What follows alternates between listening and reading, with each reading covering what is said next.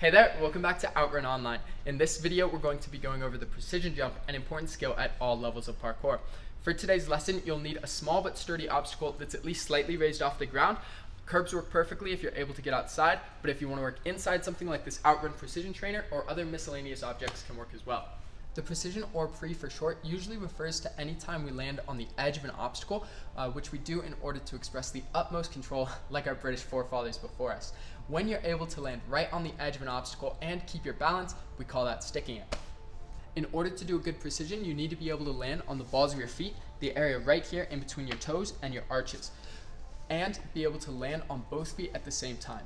This provides us with the most grip and the lowest risk of injury when practicing. Now that you're familiar with the movement, here are some more tips. First, keep your feet close together. This makes it easier for our brain to target the landing area and allows us to do some tougher precision challenges.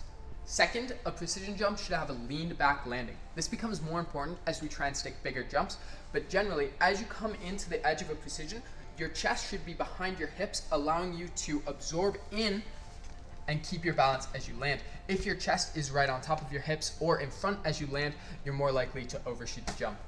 And third, let's understand our room for error. You won't always land on the same part of your foot every time, but some areas are more painful or can lead to slips, so avoid those at all costs. Secondly, you don't always need the perfect jump in order to stick the landing. By adjusting our balance, we're often able to save an undershoot by squatting a little deeper, or save an overshoot by extending our legs and pushing our hips back. So always fight for your balance.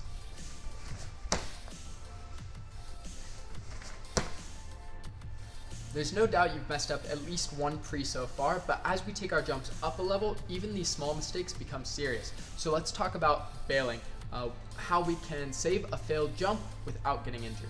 The reason it's so important to land on the balls of our feet and with both feet at the same time is that it allows us to practice a bounce back or bounce forward in the event that we have to bail a precision jump. These techniques are very simple. Let's practice.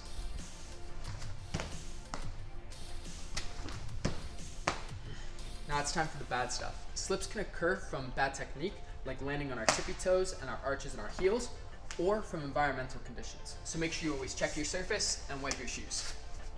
Unfortunately, saving yourself from a slip out on a precision jump can be very complicated, but I'll give you the biggest tips I can here. First, you want to try and go with your momentum. If you slip out but are falling forward, try and keep moving. It's like you're sliding on ice. There's not a whole lot you can do. Second, you want to get 1 or 2 feet to the ground as soon as you can so that you can get control back. And third, make sure you're frequently practicing techniques like assisted dive rolls and break falls, because those are what are most useful in situations like these. We'll cover that in another video. Now that you know your precision jumps, go ahead, we're going to take it up a notch. Find a jump at a height that is comfortable for you to bounce forward and bounce back. Alright, now we're going to move on into a drop pre. Drop pre has a lot more impact, so it is usually better to bounce forward than it is to bounce back.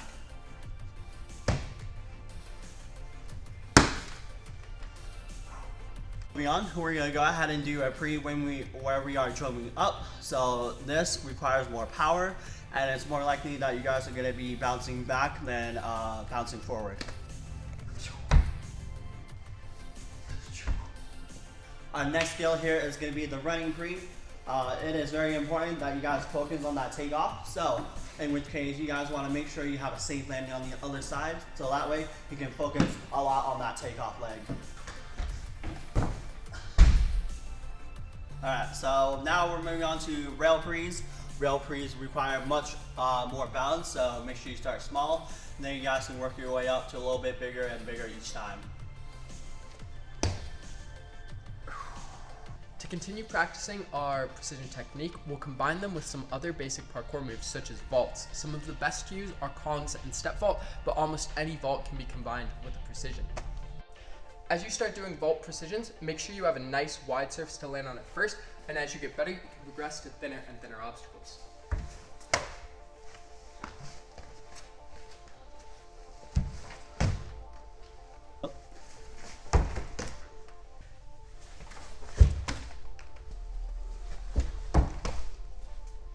Laches are another parkour technique that commonly end in a precision landing.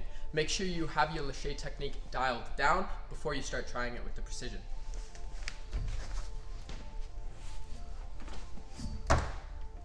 To finish up our precision challenges, here are some precision techniques that are commonly used in style lines. We'll start with 180 pre's, then 360 pre's. For the 180 pre, it's important you spot your landing, usually by looking underneath the opposite arm of whatever direction you're spinning. Before you practice the 360 precision, make sure you have really good 360 broad jumps on the floor. The 360 pre is much harder than the 180 pre because you lose sight of your landing as you complete your full spin, so make sure your eyes are open, looking for your landing as soon as possible.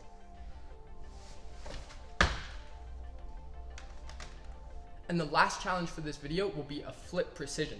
This is not one you should try as a beginner, but once you are a very experienced parkour practitioner, it's best to learn this move with soft obstacles first and then bring it over to the hard stuff. I just want you guys to see what it looks like.